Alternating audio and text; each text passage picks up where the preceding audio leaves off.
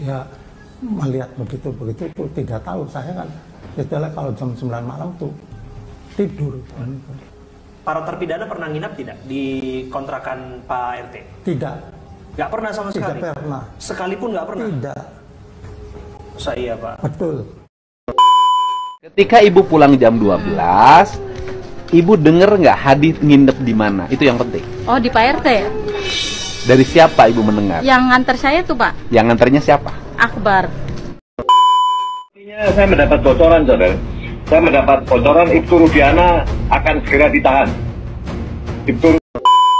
Kalau masih ada yang bilang bahwasanya mengubah kasus Vina menjadi kasus laka lantas adalah untuk menutupi pelaku yang sesungguhnya, mengaburkan kasus yang sesungguhnya, ingatkan mereka, bos, kasus ini awalnya adalah laka lantas dan itu sudah ada sketnya sendiri dan sudah close case.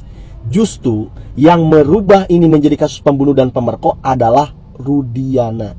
Jadi justru seharusnya kita yang bertanya kepada kalian, apa jangan-jangan kalian ini buzzernya Rudiana? Karena kasus ini awalnya memang laka lantas begitu. Tapi kenapa mereka begitu bebalnya tetap meyakini ini adalah kasus pembunuh dan pemerkosa? Ingat-ingat kata saya, menasehati orang bodoh itu jauh lebih mudah daripada menasihati orang yang pernah dibodohi. Karena orang bodoh egonya rendah dan orang yang pernah dibodohi itu ego. Kembali lagi di Iyo Channel.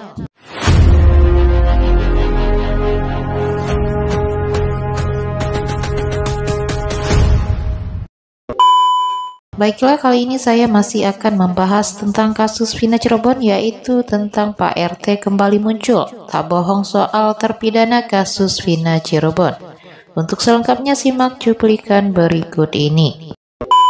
Ketika ibu pulang jam 12, ibu denger nggak Hadi nginep di mana? Itu yang penting. Oh, di Pak RT ya? Dari siapa ibu mendengar? Yang nganter saya tuh Pak. Yang nganternya siapa? Akbar. Akbar tuh siapa? Akbar itu teman saya. Akbar di mana sekarang? Di sana, di jembatan tuh rumahnya. Rumahnya ada. Ada. Akbar kalau ditanya masih ingat nggak kira-kira? Walaupun sulit mengingat 8 tahun yang lalu. Masih. Jadi ibu diantar dari tempat kerja. Ke sini. Tempat kerjanya apa namanya? Di Ciperna. Rumah makan Brawijaya. Rumah makan Brawijaya, kerajaan dong. Oh, jadi dari rumah makan Brawijaya antar ke sini. sama Akbar. Soalnya saya kan tidur. Hubungan sama Akbar apa sih waktu itu? Teman. Teman. TPS bukan? Bukan. Bukan. Apa itu TPS? Tahu. Maksudnya pokoknya temen. Kok bisa temenan sama laki-laki sih? Ya kan kerja bareng. Oh, kerjanya bareng sama di situ. Akbar itu teman kerja. Dari sana dibonceng. Boncengnya ibu ke depan gini apa ke samping? Biasa lah. Ini Pak. Ke depan gini apa ke samping?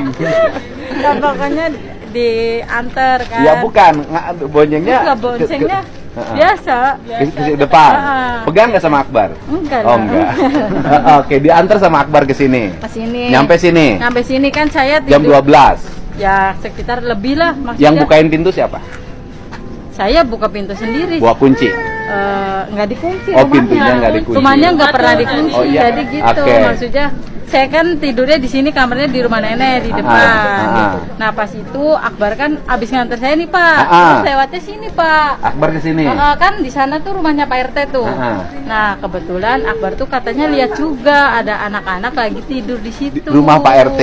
Rumah Pak RT. Terus bilangnya tuh malah dia tuh sempat berhenti sebentar. Jadi Akbar tidur di rumah Pak RT. Enggak tidur di rumah Pak RT. Bukan Akbar melihat anak-anak tidur di rumah Pak RT. Ada nomor handphonenya nggak Akbar? Ada. Ada. Telepon aja suruh ke sini sama saya. Ya, nggak ada masalah kan? Iya. Oh, di sini rumah Pak RT-nya ya. Ini? Iya. Oh, jadi kamu nginep di sini dulu? Iya. Oh. Selama ini dapat informasi nggak Pak RW? Pak mantan RT ini suka kemana? Setahu saya sih beliau di rumah aja, udah sepuh. Udah sepuh? Soalnya penting banget. Tapi kan kalau nanti Pak RT-nya terus-terusan tertutup dengan saya tidak mau ketemu, tidak mau menjelaskan, ingat loh, kalau hari ini Pak RT misalnya merasa ada siapa, nanti nggak akan ketahan, gitu loh. Karena Pak RT kan sudah bersaksi di pengadilan. Nah, kesaksian itu tidak akan pernah hilang. Selama ini juga saya sama RT yang lain tuh lagi berusaha. Iya, beliau mediasi ya, nggak apa-apa. Cuma beliaunya selalu tertutup pas setiap saya kesini juga. Kan kalau Pak RT-nya terbuka, kan kita saling melindungi. Andai kata gini juga, kalau Pak RT yakin apa yang diucapkan di polisi mereka tidak tidur, ya sampaikan aja, ya kan? Berarti nanti kita lihat siapa yang benar, siapa yang bohong, gitu loh. Tapi kalau hilang-hilang terus juga kita bertanya, kayak Aep, hilang-hilang terus habis kesaksian. Soalnya nanti saya Ya, kita berusaha loh. Ini nasib orang, Pak. Di penjara seumur hidup, Pak, nggak main-main, Pak. Yang satu lagi ancamannya hukuman mati. Pak, akbarnya udah ada. Mana akbarnya? Sini. Ini Akbar. Waduh, dulu pernah bonceng dia? Iya, Pak. Nggak apa-apa, udah punya istri juga, pernah bonceng ya? Iya, Pak. Bonceng dari rumah makan. Iya. Ngantar ke rumahnya ke tadi, rumah Hadi. Terus ke sini. Terus ke sini. Nah, pas lihat ke sini, matanya lihat ke kanan apa ke kiri? Ke sini, Pak. Ke kiri. Anak-anak ada? Ada. Lagi pada tidur. Lagi pada tidur, sekitar Iya. jam 12-an. Iya. Ini spontan loh saya ketemu Akbar. Ayo, Pak RT. Kahbi, ayo dong. Akbar aja. Kamu kalau pernah dipanggil polisi nggak? Enggak, Pak. Ini bisa menjadi saksi loh, tambahan ya. Iya, Pak. Nanti Pak Oto ini juga bisa diundang. Dan ini juga bisa menjadi mengajukan saksi tambahan ke Peggy. Ya kan? Ini bisa. Asli kan? Asli, Pak. Sumpah nih, nggak bohong ya, nggak bohong ya. Aduh. Ya sudah ya, kita sudah berakhir pertemuan di rumahnya anaknya Pak RT, tempat mereka nginap dulu. Mudah-mudahan Pak RT Pasren, Pak mantan RT, bisa ketemu saya suatu saat ya. Kalau Bapak nggak mau dimuat, ketemu sama saya tertutup. Yang penting, ini harus selesai karena tinggal di dua loh. Tinggal di Bapak dan tinggal di AF. Bapak, AF, Dede. Ya. Ini yang masyarakat belum banyak tahu, yaitu handphonenya Muhammad Rizky Rudiana atau Eki tidak disita sebagai barang bukti. Bayangkan, handphone korban tidak disita, padahal katanya Eki adalah korban pembunuhan. Tetapi kenapa handphonenya itu tidak disita? Padahal handphone Eki itu penting untuk dibuka, untuk mengetahui komunikasi terakhir dengan siapa.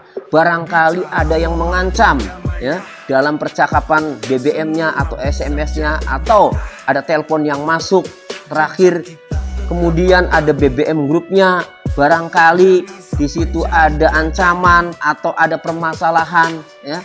Ini tidak disita handphonenya Eki. Ada apa ini? Jangan-jangan kalau handphonenya Eki itu disita, nanti dibuka semua, akan ketahuan, akan terungkap yang sebenarnya. Makanya handphone Eki tidak disita. Dari mana saya mengetahui bahwa handphonenya Eki itu tidak disita sebagai barang bukti? Saya mengetahui dari saksi Liga Akbar. Suatu hari saya pernah ketemu Liga Akbar. Lalu saya tunjukkan putusan pengadilan dan saya bacakan handphone yang ada dalam putusan pengadilan, yaitu 1. HP merek Samsung warna hitam.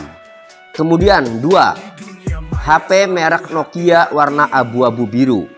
Kemudian yang ketiga, HP merek Samsung warna hitam. Kemudian yang keempat, HP merek Samsung warna putih. Kemudian yang kelima, HP merek Nokia warna hitam abu-abu. Dan yang keenam, HP merek Samsung Galaxy 5 model SM G313HZ warna putih. Nah, ketika saya bacakan handphone ini di depan Liga Akbar, lalu saya tanya, Liga Akbar, ada tidak handphonenya Eki? Tidak ada, Pak. Handphone Eki merek apa? Merek Oppo. Memang tidak ada handphone merek Oppo dalam putusan pengadilan ini. Berarti jelas handphonenya Eki tidak disita. Kan janggal ya? Handphone korban seharusnya alat bukti yang paling menentukan untuk mengetahui komunikasi terakhir dengan siapa, barangkali ada yang mengancam siapa, kemudian dibuka medsosnya, dibuka BBM-nya. Nah, kan harusnya handphone Eki ini dibuka untuk mengetahui siapa kira-kira pelaku pembunuhan dan apa motifnya. Ini bisa dilihat dari handphone. Ini tidak dibuka, makanya ini merupakan kejanggalan. Sosoknya sempat kontroversi dalam kasus Vina Cirebon hingga dituding memberikan kesaksian palsu. Akhirnya Pak RT Abdul Pasren kembali muncul. Kali ini kemunculan Pak RT yang jadi saksi kasus Vina Cirebon tersebut menuai respon berbeda. Pasalnya kesaksian dan pernyataan Pak RT Abdul Pasren tersebut disebut tidak bohong, bahkan kini dipercayai Deddy Mulyadi. Ternyata terpidana kasus Vina memang tidak menginap di rumah Pak RT Pasren pada Sabtu 27 Agustus 2016. Kesaksian Pak RT Pasren tersebut menjadi salah satu yang penting dalam kasus Vina Cirebon. Pasalnya pada malam kejadian kasus Vina, para terpidana mengaku tidur di rumah kontrakan milik Pak RT Pasren. Pak RT Pasren tinggal di Kelurahan Karangmulia, Kecamatan Kesambi, Kota Cirebon. Selain rumah pribadi, Pak RT Pasren juga memiliki satu rumah kontrakan. Nah, para terpidana ini setelah dari warung Bu Nining mengaku pindah ke rumah tersebut bersama Kahfi, anak Pak RT. Reza sangat yakin bahwa Eko, Eka, Supriyanto, Jaya, dan Hadi memang tidur di rumah kontrakan Pak RT Pasren. Mendengar kesaksian Reza, Deddy Mulyadi semakin janggal dengan sikap Pak RT Pasren yang bersikukuh bahwa terpidana kasus Vina tidak tidur di rumahnya. Dan kini Deddy Mulyadi baru percaya bahwa Pak RT Pasren memang tidak bohong. Sebab Pak RT Pasren selama ini menyatakan terpidana tidak tidur di rumahnya.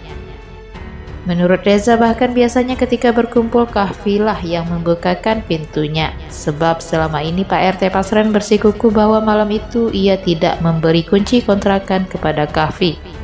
Sementara Pak RT Pasren masih bersikukuh telah jujur dalam memberi kesaksian tentang kasus Vina Cirebon. Pak RT Pasren bahkan mengaku sama sekali tidak tahu peristiwa Eki dan Vina tewas di Jembatan Talun Cirebon pada Sabtu 27 Agustus 2016.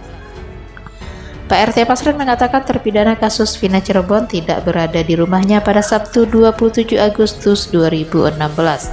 Sedangkan Kahfi pun hanya mengaku ikut berkumpul di warung Bu Nining mulai dari pukul 8 sampai 9 WIB saja. Kahfi beralasan pulang lebih dulu karena merasa pusing setelah ikut minum ciu bersama terpidana kasus Vina Cirebon.